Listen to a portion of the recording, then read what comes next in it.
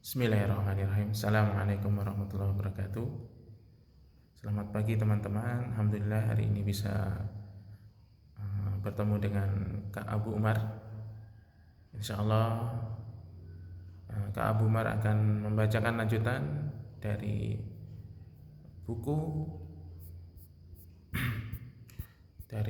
yang Kak Abu Umar baca, yaitu yang berjudul Pendaki 12 Prinsip Pendidikan Anak Islami. Pagi ini kita masuk prinsip yang ketiga, yaitu inti pendidikan dalam keteladanan.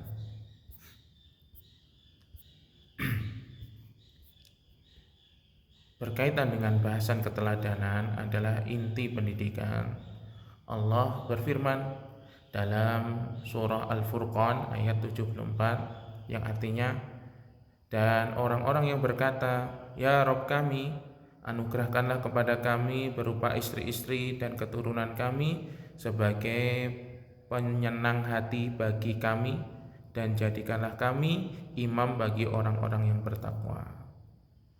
Kemudian di surah Al-Ahzab ayat 21 yang artinya, sesungguhnya telah ada pada diri Rasulullah teladan yang baik bagimu, yaitu bagi orang yang mengharap rahmat Allah dan kedatangan hari kiamat, serta dia adalah orang yang banyak mengingat Allah. Jikalau kita perhatikan ayat ini, Allah menyampaikan bahwa Rasulullah adalah suri tauladan yang baik dalam segala aspek kehidupan. Beliau di dalam dakwahnya selalu memberikan contoh yang baik untuk para sahabat dan umatnya. Tentunya Rasulullah telah memberikan teladan bagaimana cara mendidik keluarga dengan baik, terutama dalam mendidik anak. Para orang tua harus mencontoh teladan dari Rasulullah SAW untuk menjadi suri tauladan yang baik bagi keluarganya. Hal ini dikarenakan memberi teladan merupakan salah satu media pendidikan yang paling penting, karena naluri anak mendorong dirinya untuk meniru.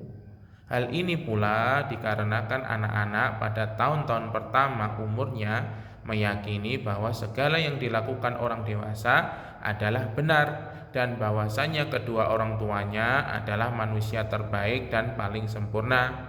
Oleh karena itu, segala yang anak lihat dari teladan kedua orang tuanya itu lebih berpengaruh daripada semua nasihat yang ia dengar. Bayangkan, jikalau kedua orang tua justru memberikan contoh yang tidak baik, tentu anak akan mencontoh perilaku tersebut. Terlebih lagi si anak sedang berada pada umur yang belum mampu membedakan antara baik dan buruk. Dengan demikian anak akan meniru sehingga terbentuk perilaku yang buruk pula. Hal ini bukan berarti kelak si anak divonis tidak akan mampu menjadi anak yang baik, namun si anak dimungkinkan akan mengalami kesulitan untuk mengubah perilaku yang sudah terbentuk tersebut. Meskipun banyak orang tua yang sangat memperhatikan perkembangan kesolihan anaknya, tetapi masih banyak pula orang tua yang dalam mendidik anaknya hanya mencukupkan diri dengan cara menyampaikan kalimat-kalimat arahan dan nasihat. Apalagi mereka mengabaikan cara yang terbaik serta lebih berpengaruh dalam membentuk perilaku anak, yaitu orang tua menjadi suri tauladan yang baik bagi sang anak dalam perbuatannya. Sebagian orang tua merasa telah bersungguh-sungguh dalam mendidik anaknya, tetapi ternyata keduanya memberikan contoh penyimpangan yang tidak baik bagi anaknya. Jika demikian, bagaimana anak akan sukses menjadi sosok solih dan berakhlak mulia yang didambakan kedua orang tuanya?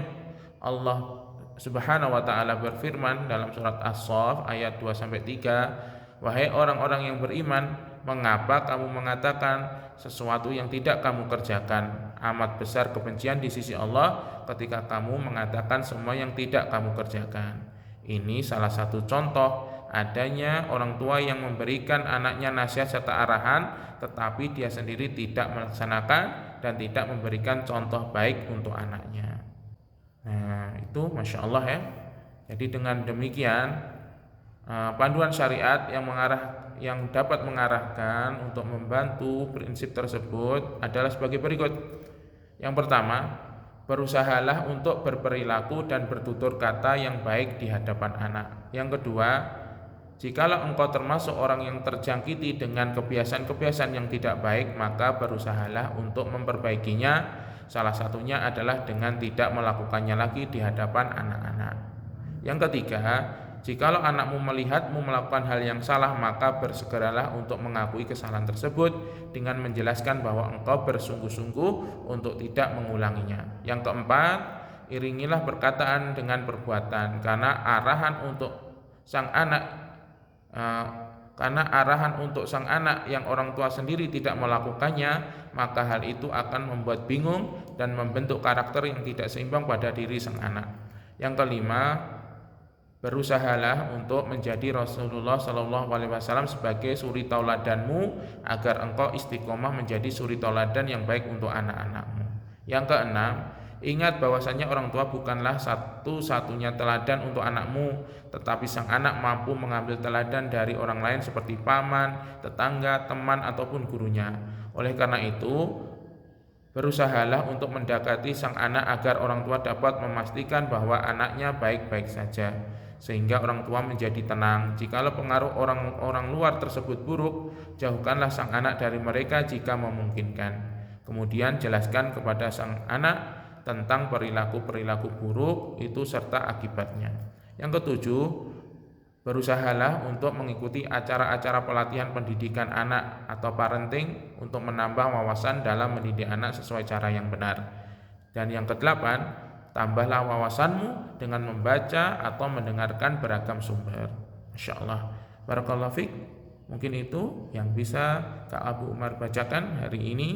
Mudah-mudahan bermanfaat dalam mendidik anak-anak kita. Kita akhiri dengan kafaratul majlis. Subhanakallahumma wa bihamdika asyhadu an la ilaha illa anta astaghfiruka wa atubu ilaik. Assalamualaikum warahmatullahi wabarakatuh.